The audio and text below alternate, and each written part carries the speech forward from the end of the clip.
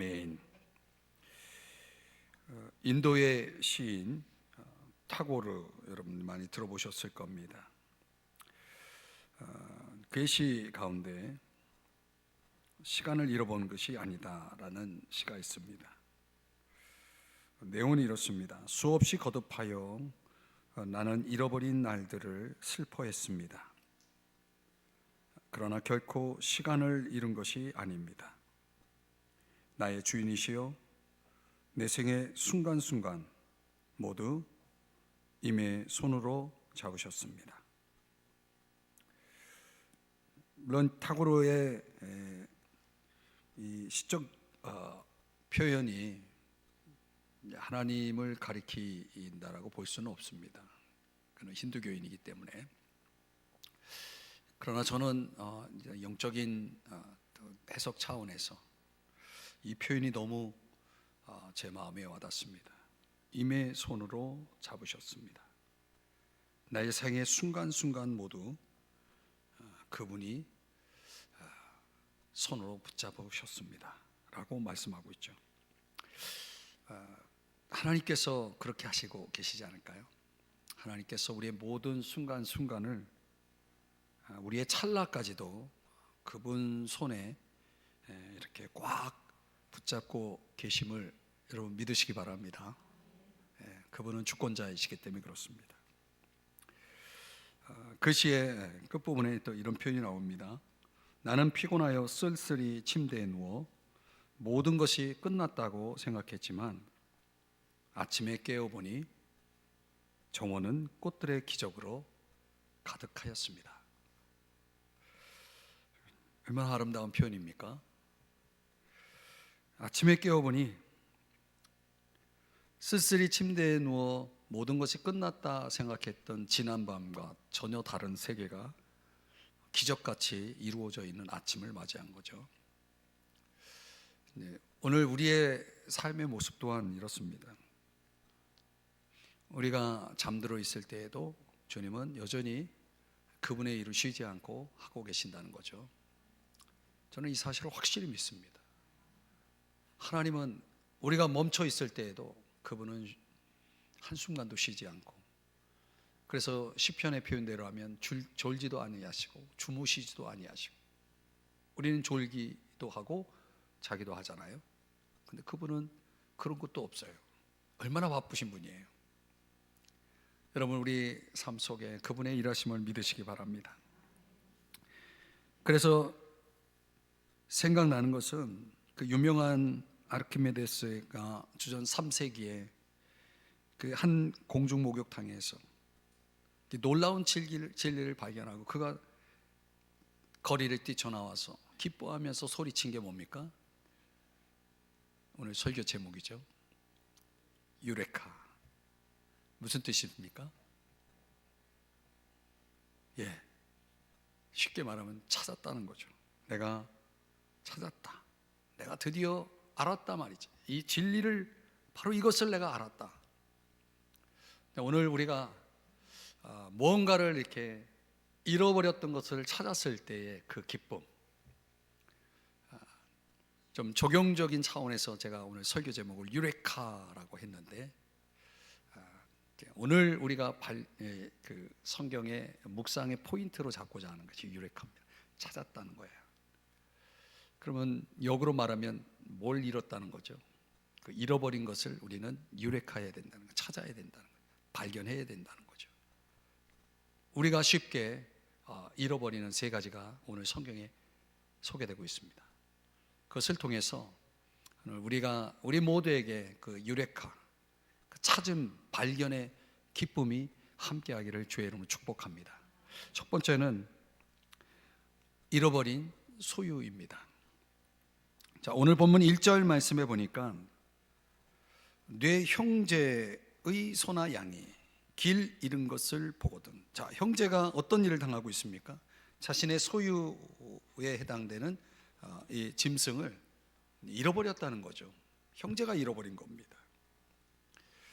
얼마나 관리를 소홀히 했으면 그 귀한 소와 양을 잃어버렸겠습니까? 자, 이럴 때 이제 그 잃어버린 자와 그 잃어버린 소유를 발견한 자의 관계가 중요합니다. 근데 뇌 형제라고 그랬죠. 그러니까 나와 형제 관계에 있는 어떤 이가 그 귀중한 소유물을 잃은 상태에 있는데 그것을, 그 형제의 소유물을 내가 발견을 했다는 거예요. 그때 어떻게 하라고 말합니까? 못 본 채 하지 말고. 우리가 잘하는 게 뭡니까? 요거 잘하죠. 못 본 채 하는 거. 길을 가다가 저 희미하게 보이는 한 분이 갈지자로 걸어옵니다. 저는 직감적으로 저분이 한잔 하셨구나. 당연히 그분은 의식이 없기 때문에 목사가 지나간 듯 목사라는 것을 발견하지 못하겠죠. 못 본 채 하고 지나가죠. 그런 차원이 아니잖아요. 이거는요, 형제가 귀중한 소유물을 잃어버렸는데 그것을 발견하게 되었어요. 못 본 채 하지 말고 너는 반드시 그것을 끌어다가 내 형제에게 돌릴 것이요. 우리가 반대로 하죠. 반드시 돌려줘야 될 내 책임을 우리가 그것을 무시해버리죠. 그래서 창세기 4장 9절에 뭐라고 말합니까? 야, 너 동생 아벨 어디 있냐? 그랬더니 가인이 뻔뻔스럽게 자기가 죽이고도 뭐라고 말합니까? 내가 내 아우를 지키는 자니까, 그렇게 말하잖아요. 이게 인간이죠. 이 비인간화된 특징을 오늘 우리 사회가 보고 있는 거죠. 그 형제의 잃어버린 재산에 대해서 못 본 채 하지 말고 돌려줘야 된다는 거. 그 돌려준다는 게 이게 얼마나 불편한 일이에요. 그 소, 양 그거 그 형제에게 돌려주기 위해서 얼마나 많은 땀을 또 흘려야 되고 시간을, 노력을 기울여야 되잖아요. 그런 수고를 귀찮아할 수 있는 거죠. 2절 말씀을 볼까요? 여기서는 더 구체적으로 얘기를 합니다. 그 형제가 가까운 이웃에 사는 게 아니에요. 멀리 살아요. 이 고양시에서 저 수원까지 가야 돼요.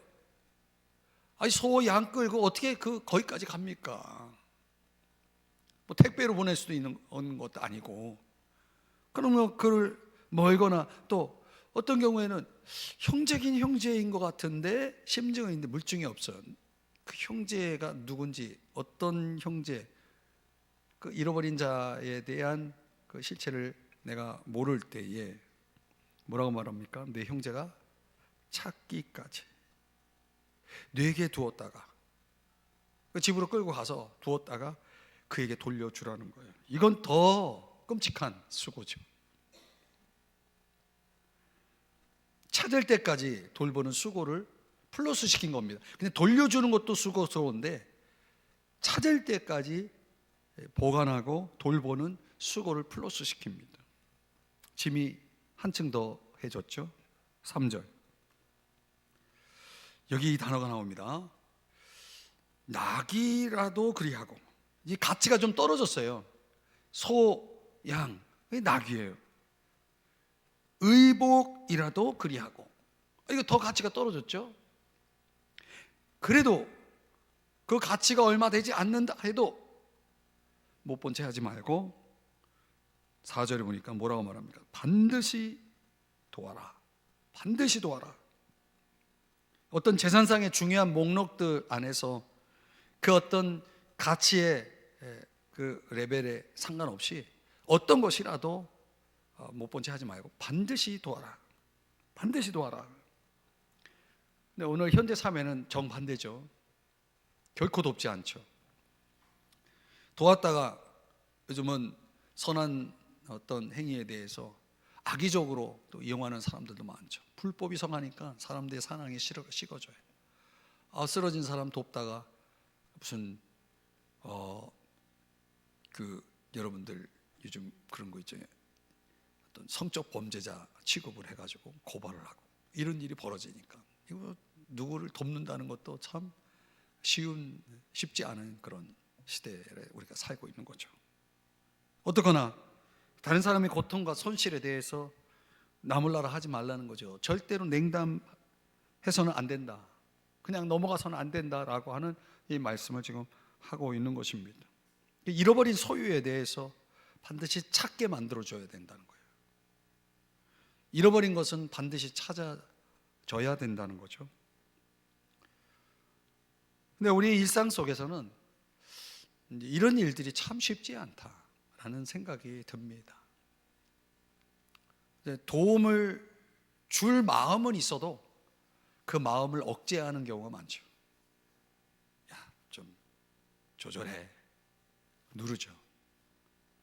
저 사람 내가 도와줘야 되겠다, 그런 마음의 감동은 있어도 그걸 실행에 옮기기까지의 그런 부분에 있어서 그걸 억제하고 누르는 그런 일들이 참 많이 있습니다. 그러려면 뭐가 필요해요? 핑계가 필요하죠. 야, 너 얼마나 바빠 지금. 바쁜데 그거 어떻게 다 돌보니? 이런 여러 가지 그런 외면할 수 있는 여러 가지 핑계들이 동원이 되는 거죠. 내가 가서 이 잃어버린 것들을 찾아준다 해도 나에게는 유익이 없어요. 그냥 수고가 있을 뿐이죠. 이런 차원에서 이제 문제가 발생이 되는 겁니다. 자, 또 다른 차원에서 이 문제가 좀 다른 차원에서 6절, 내가 지금 배가 너무 고픈데 길을 가다가 새 보금자리에 새끼가 새 새끼나 알이 있는 것을 발견했어요. 말하자면 이제 계란 같은 걸 이제 발견한 거예요. 그런데 율법에 의하면 알은 먹을 수가 있어요. 지나가다가 그 알을 발견했을 때 그 알은 먹을 수 있다라고 되어 있습니다. 근데 너무 배가 고파요.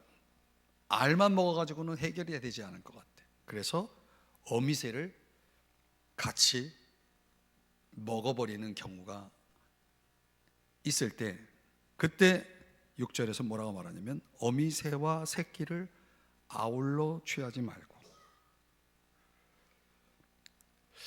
우리가 생각해 볼 때는 어미새를 잡고 아예 큰 걸 잡고 그냥 알은 남겨두는 그렇게 생각이 될 것 같은데, 성경은 저 같으면 그냥 닭을 잡지 계란을 가지고 이렇게 해결하지 않을 것 같아요. 근데 왜 이렇게 말씀하셨을까 궁금하죠? 알이나 새끼는 먹어도 된다, 허용을 하는데 어미새는 절대 잡아서는 안 된다, 살려줘야 된다는 거예요. 왜요? 그 어미새가 어떤 역할을 하는 겁니까? 생산력을 가지고 있잖아요. 다시 알을 낳을 수가 있는 거예요. 이게 아주 귀한 원리죠. 하나님은 이 세상을 창조하시면서 이 세상의 자연 원리를 또 제정하셨죠. 그러니까 이 어미새를 죽이면 그 종자에 대해서, 그 씨에 대해서는 더 이상 생산력이 없어져 버리는 거예요. 하나님이 창조하신 온 우주 만물의 조화가 깨져 버리는 거예요. 그 어미새는 죽이지 말라는 거예요. 이 말은 무슨 얘기냐면 하나님이 우리에게 누리도록 만들어 놓은 이 세상을 관리하라는 하나님의 명령이기도 한 거죠. 어미새를 잃어버리면 안 돼. 어미새는 반드시 보호해야 되는 거예요. 형제의 잃어버린 것뿐만 아니라 하나님의 소유인 이 자연의 만물 속에도 하나님의 것을 잃어버려서는 안 되는 거예요. 하나님의 것을 지켜야 되는 거예요. 형제의 것을 지켜야 될 뿐만 아니라 하나님의 것을 지켜야 된다는 거예요. 왜요? 시편 24편 1절 뭐라고 말씀합니까? 땅과 거기에 충만한 것들이 다 누구 것이다? 예. 그러니까 우리의 의식은 보다 더 포괄적인 의미에서 하나님의 것을 잃어버려서는 안 되는 거예요. 보호하는 거죠. 돌봐야 된다는 거죠. 그러니까 어미새는 누구 거냐면 하나님의 재산이었던 거예요. 그 하나님의 재산을 빼앗을 자유가 없는 거죠. 또 8절에서 또 다른 예를 들어요. 내가 새 집을 지을 때 지붕에 난간을 만들어 사람이 떨어지지 않게 하라. 그 비가 내 집에 돌아갈까 하노라. 지붕 난간 설치에 대해서 어떤 집을 건축하는 데 있어서, 제조하는 데 있어서 인명 피해가 일어나지 않도록 벌써 마치 어떤 건축법처럼 하나님께서 이 부분을 말씀을 하신 거죠. 그러니까 지붕 난간 설치라고 하는 것은, 동방의 주택 구조는 지붕이 그냥 평범한 평면이죠, 평면. 근데 이 지붕 구조가 그 당시에는 가족들의 침실, 작업실, 오락실, 놀이방 용도로 사용됐다고 그래요. 그러니까 아이들이 거기서 많이 노니겠죠. 근데 이 평평하기 때문에 지붕에서 놀다가 턱도 없고 어떤 난간도 없을 때 그 발을 헛디디게 되면 떨어지겠죠. 그건 어린 생명이 어떻게 되겠어요? 위험에 빠질 수 있는 거죠. 그러니까 그런 부분에 있어서 이 가장자리에 발을 헛디뎌서 사고라도 당하면, 치명적인 사고라도 일어날 수 있으니 이 부분을 방지해야 된다는 거죠. 그러니까 그 한 가정의 생명조차도, 그 사람의 생명조차도, 앞서서는 짐승, 자연, 나아가 한 가정에 하나님의 선물된 자녀들까지도 하나님은 이렇게 철저하게 뭐하라고 말하는 겁니까?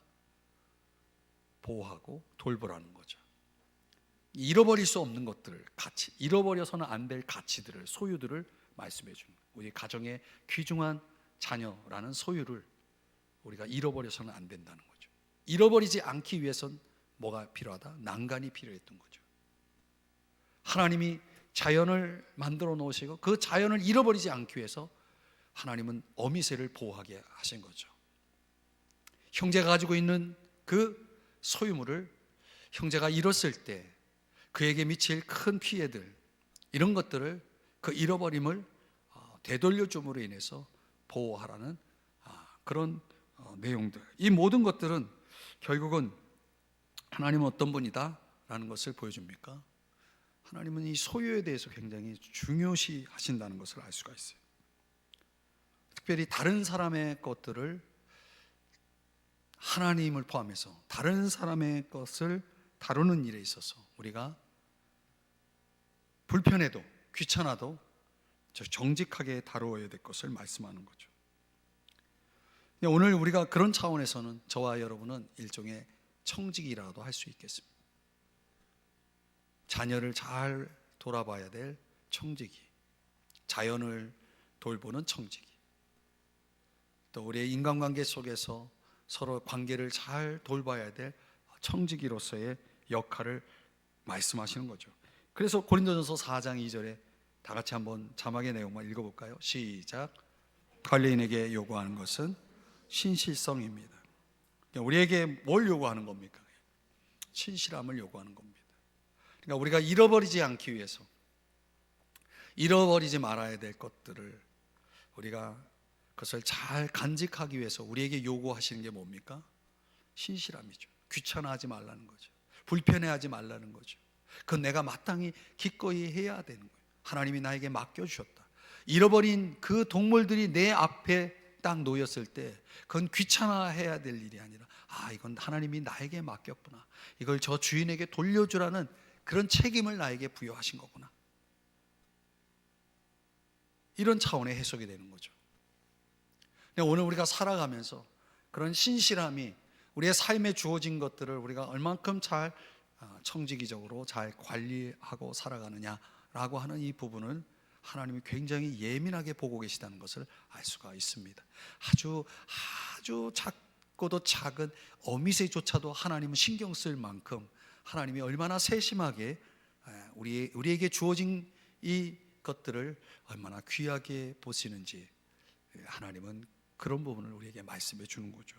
저는 오늘 저와 여러분이 살아가면서 그런 의식이 필요하다는, 신실한 청지기, 불의한 청지기가 아니라 신실한 청지기, 내게 맡겨진 것, 내게 주어진 것, 내게 보여진 것, 이 모든 것들이 이 관리자의, 신실한 관리자의 입장에서 내가 접근하고 내 책임을 다하는 것이 중요하다라고 하는 것입니다. 여러분 모두 그런 유레카가 되시기를, 그런 유레카가 있기를 주의 이름으로 축복합니다. 두 번째, 잃어버린 구별이라는 차원에서 한번 들여다보겠습니다. 5절. 자, 이건 굉장히 난해 구절인데 한번 읽어볼까요? 시작. 여자는 남자의 의복을 입지 말 것이요 남자는 여자의 의복을 입지 말 것이라. 이같이 하는 자는 네 하나님 여호와께 가증한 자이니라. 여러분, 남녀 의복에 대해서 부적절한 그런 것들을 말씀하고 있는데, 이 5절을 오늘날 현대 사회에 적용할 수 있겠습니까? 남자가 여자 옷을 입고 여자가 남자 옷을 입는 경우가 있습니까? 없습니까? 가만히 생각해 보면 뭐가 여자 옷이고 뭐가 남자 옷이에요? 구분할 수 있겠습니까? 자, 여기서 우리가 어떤 문화적인 차원에서 이 본문을 들여다볼 수는 없고요, 왜 이런 명령이 떨어졌느냐라고 하는 당시의 배경을 알 필요가 있어요. 중요한 거는 남자가 여자 옷을 입고 여자가 남자 옷을 입었다, 당시에는 이게 가나안 문화였다는 거예요. 근데 이 가나안 문화에서 남자가 여자 옷을 입고 여자가 남자 옷을 입었다라고 하는 것은 이게 동성애적 관행을 얘기한 거예요. 그러니까 그 시대에 이 가나안 땅에 하나님께서 이 신명기법을 통해서 너희들 가나안 땅에 들어가면 이런 행위들을 볼 거다, 절대로 이 행위를 해서는 안 된다, 따라해서는 안 된다.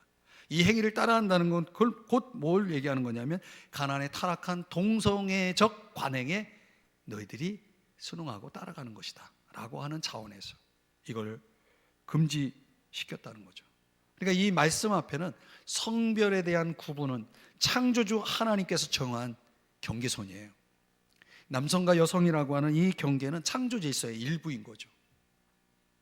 오늘날 이런 사회적인 이슈들이 오늘날에 얼마나 첨예하게 우리 사회 속에 많은 논쟁거리로 존재합니까?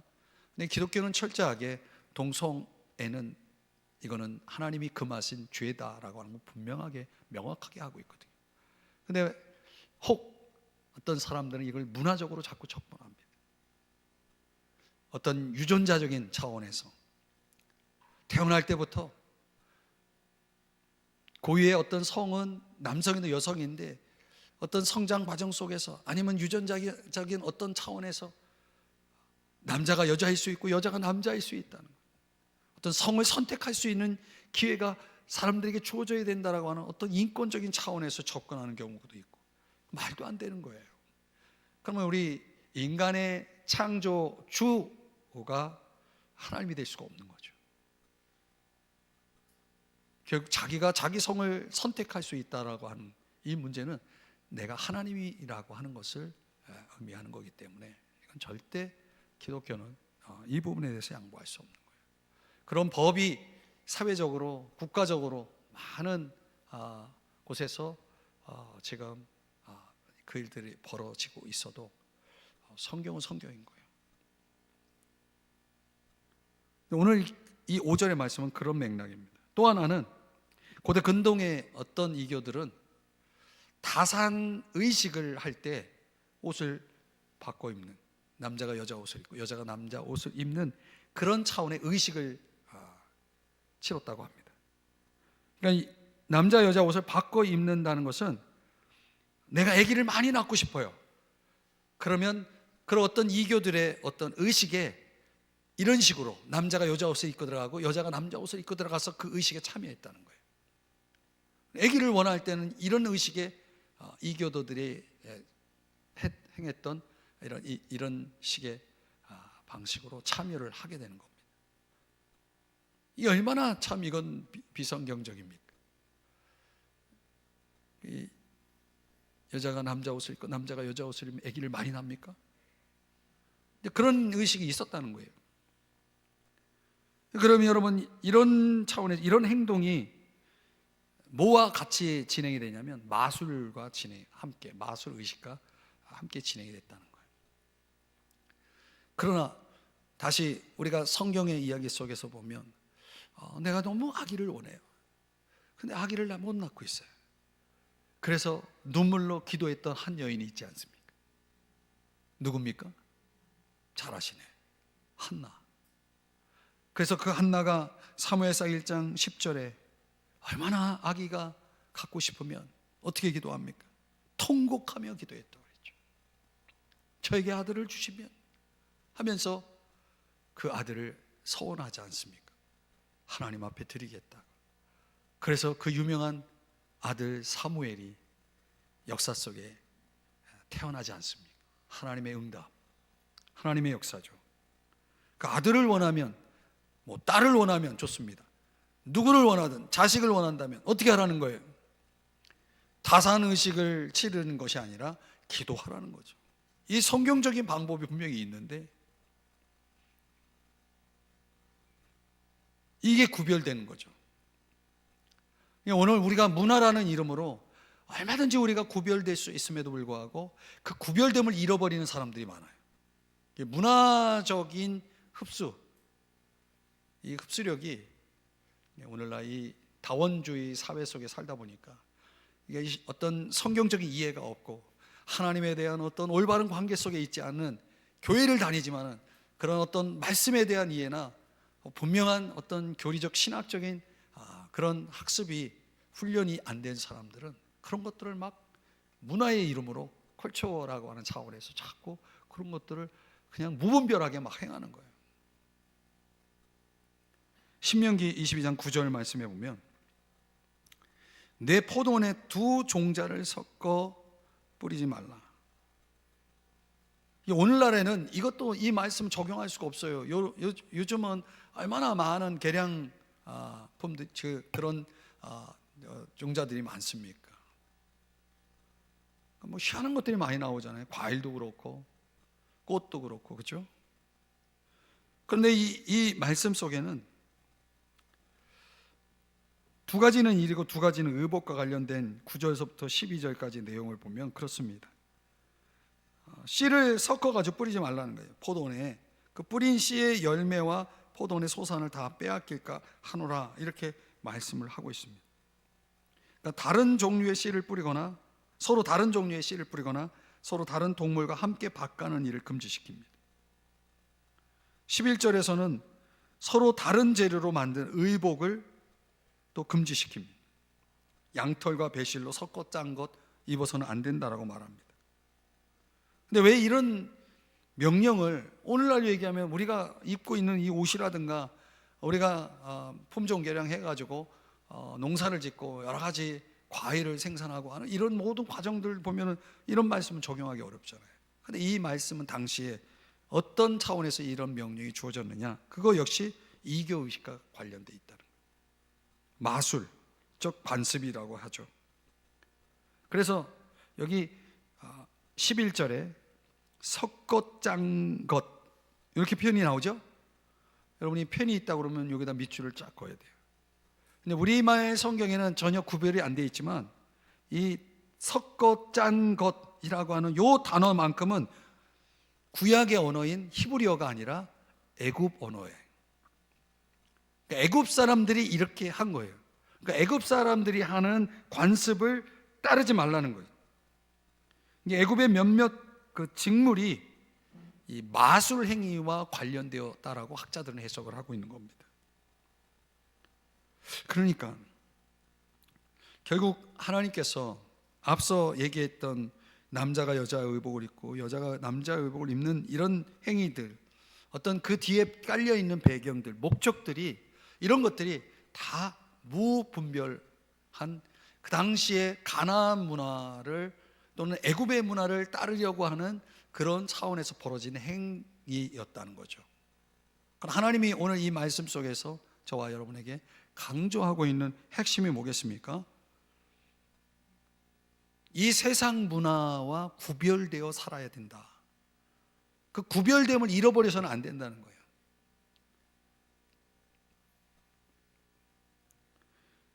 그럼 여러분, 우리가 오늘날에도 그런 분들 많죠. 성경에 이렇게 얘기해요. 왜 하나님은 이렇게 하라고 그러지? 난 싫어. 그러니까 뭔가 하나님의 말씀에 대해서 내가 납득할 수 없고 이해할 수 없으면 그 말씀을 버려요. 여러분, 이런 것들이 하나님에 대한 결국 불신인 거죠. 이제 시편 84편 11절에 보면 하나님은 어떤 분이십니까? 우리에게 좋은 것을 아끼지 아니하시는 분이라고 그랬죠. 하나님이 좋은 것을 아끼지 아니하시는 분인데, 하나님이 때로는 이런 거 하지 마라, 저런 거 위험하니 저런 거 하지 마라, 이렇게 하지 말라라고 하는 거에 대해서, 금하는 거에 대해서 이 좋은 것을 아끼지 아니하시는 하나님의 성품과 전혀 어때요? 대치되지 않는다는 거예요. 그러니까 하지 말라는 거는, 금하는 건 뭐예요? 결국 우리에게 좋은 것이 아니라는 것을 의미하는 거죠. 여러분, 하나님이 우리에게 말씀을 주실 때 그 말씀이 저와 여러분이 들을 때, 하나님 나를 또 골탕 먹이려고, 나를 또 힘들게 하려고, 나를 고생하게 만들려고, 뭔가 하나님의 어떤 다른 의도에, 내가 생각해 볼 때 나에게 전혀 도움이 되지 않는, 유익하지 않은 것을 나에게 요구한다라는 생각이 든 적이 있습니까? 그렇게 생각을 해보신 적 있습니까?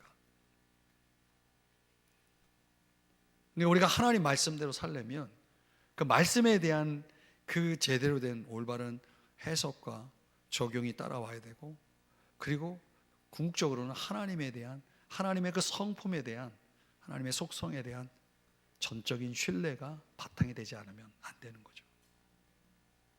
그러니까 인간관계도 그래요. 사람을 믿지 못하면 그 사람이 무슨 말을 해도 귀에 안 들어와요. 그러니까 우리 하나님에 대한 전적인 신뢰가 없이 하나님의 말씀을 들을 때, 하나님 말씀은 남 이야기죠.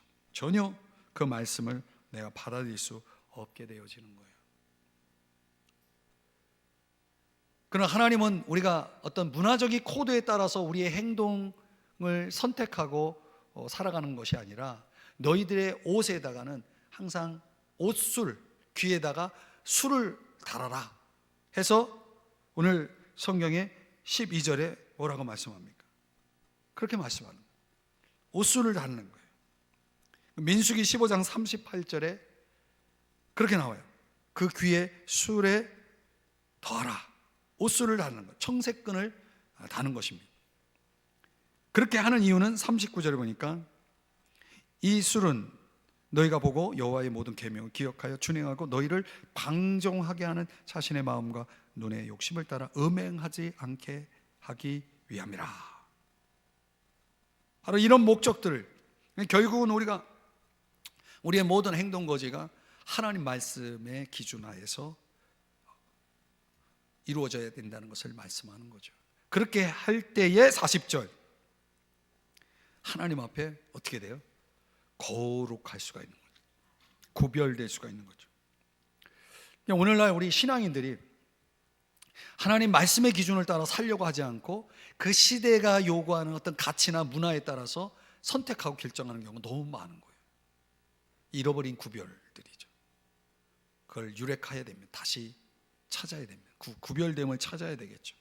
고린도전서 14장 33절에 말씀하는 것처럼 하나님은 무질서의 하나님이 아니신 겁니다. 우리의 삶에 막 이 혼란, 무질서가 우리의 삶에 찾아 들어오면 결국은 그 사람은 하나님 앞에서 구별되지 못하고 살아갈 수밖에 없는 거죠. 하나님 뜻대로 살지 못하는 거예요. 아주 정확하게 하나님 말씀에 대해서 올바로 우리가 배우고 그 말씀을 받고 그 말씀대로 우리가 살아야 한다는 거예요. 그래서 여러분, 성경을 공부해야 되는 거예요. 우리가 하나님 말씀이라는 것이 그냥 내가 뭐 수필책이나 이런 만화책 보듯이 그냥 여러분들이 쉽게 그렇게 읽어 나갈 수 있는 언어들이 아니잖아요. 하나님의 뜻을 밝히 알고, 하나님이 나에게 원하시는 하나님의 선하시고 기뻐하시고 온전하신 뜻이 무엇인지 분별하도록 하라. 그 앞에 뭐라고 말합니까? 너희는 이 세대를 본받지 말고 마음을 새롭게 함으로 변화를 받아서 그 변화라는 것이 어떤 기준에 의해서 벌어져야 됩니까? 하나님의 선하시고 기뻐하시고 온전하신 뜻에 대한 분별을 통해서 나타나야 되는 거예요.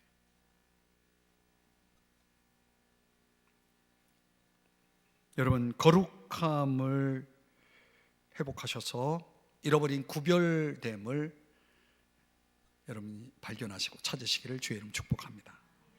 마지막 세 번째는 잃어버린 명성입니다. 13절에서 30절까지 남은 내용이 다 여기에 해당되는데 13절에 이런 내용이 나와요. 누구든지 아내를 맞이하여 그에게 들어간 후에,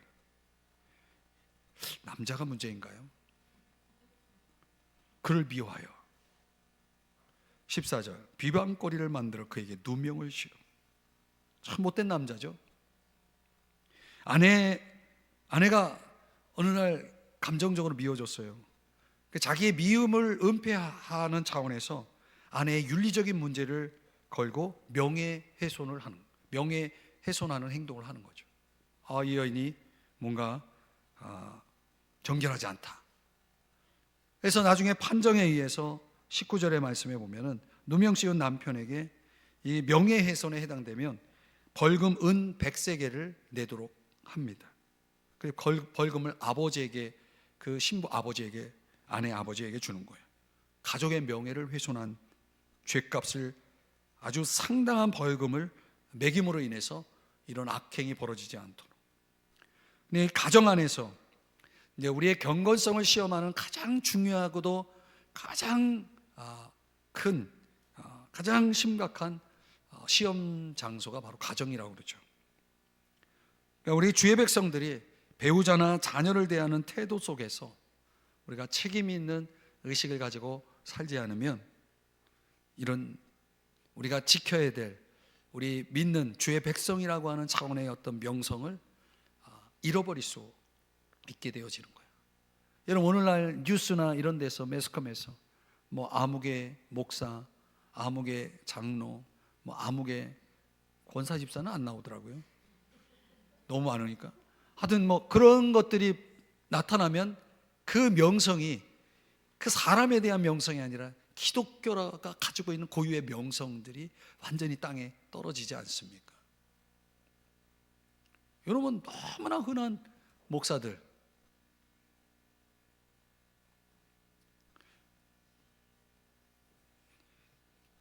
그런 얘기를 하면은 누워 침 뱉기니까. 어떻든 지금 이 13절에서 말하고 있는 이런 일들이 그 당시에 그 사회 속에서 벌어진 거예요.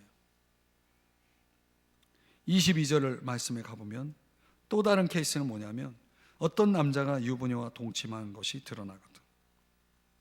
한 가정의 부부로서의 신의를, 부부가 가지고 있어야 될 그 명예를, 명성을 훼손하는 죄에 대해서 하나님은 아주 엄격한 처벌을 내립니다. 둘 다 죽여라. 그래서 이스라엘 중에 악을 제할지니라, 이렇게 나오죠. 근데 여러분, 오늘날 이 법은 적용할 수 없는 법이 됐죠. 왜? 간통죄가 헌법재판 속에서 위헌으로 나왔어요. 난 그런 판결을 내린 사람들이 참 얼마나 문제 있는 겁니까? 어떻게 그게 위헌이 될 수 있습니까? 근데 그 간통죄가 없어지는 이게 위헌이라고 하는 근거가 뭐냐면, 간단하게 요약하면 자기 의사 결정권이 우선돼야 된다, 이렇게 해석을 하고 그걸 위헌으로 판결을 내린 거예요.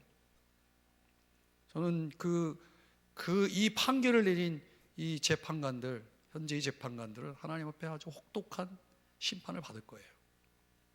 우리 사회가 이게 위헌으로 선언된 이후에 지금 여러분들이 듣도 보도 못한 얼마나 많은 일들이, 이런 간통죄들이, 가정이 무너지는 일들이 어마어마하게 일어나고 있다는 것, 참 가슴 아픈 일이죠. 이 하나님은 그런 부분에서 아주 철저하게 그 죄악을 더 이상 나오지 않도록 둘 다 죽여라. 악을 제할지니라 라고 분명하게 말씀을 하는 거예요. 그러니까 하나님은 한 가정을 파괴하는 일에 대해서는 그걸 용납할 수 없는 거예요.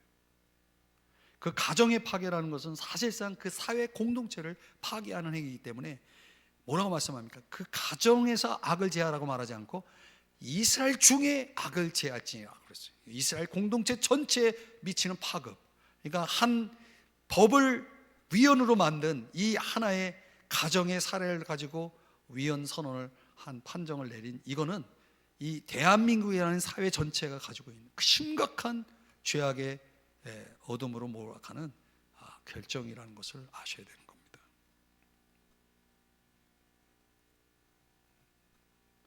하나님은 이런 차원에서 우리가 이 문제를 신약적으로 접근하면, 여러분 잘 아는 대로 1세기 바리새인들은 도덕적인 관심은 없고 그 율법적인 관심에 의해서 간음하다 잡힌 현장에서 간음하다 잡힌 한 여인을 끌고 와가지고 예수님 앞에 세워놓고 어떻게 하기를 원합니까? 라고 시험을 하죠. 이거는 순전히 예수님을 함정에 몰기 위한 그들의 시험이었던 거죠. 그때 예수님이 어떻게 하십니까?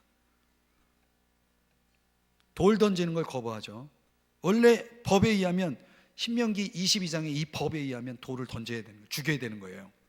두 사람 다 죽여야 되는 거예요. 근데 이 여인을 향해서 돌 던지는 걸 거부하죠.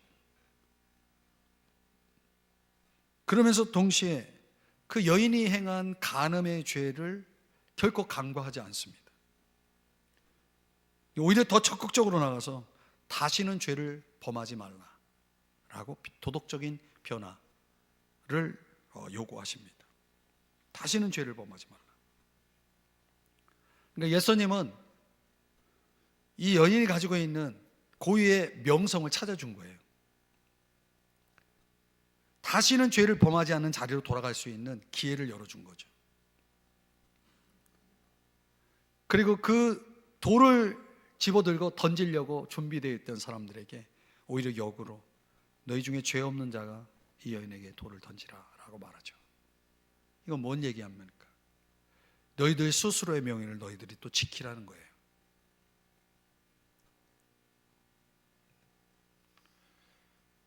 오늘 우리가 살아가면서 우리 사회는 정말 다른 사람의 명예를 너무나 쉽게 파괴해버리는 행위들을 합니다.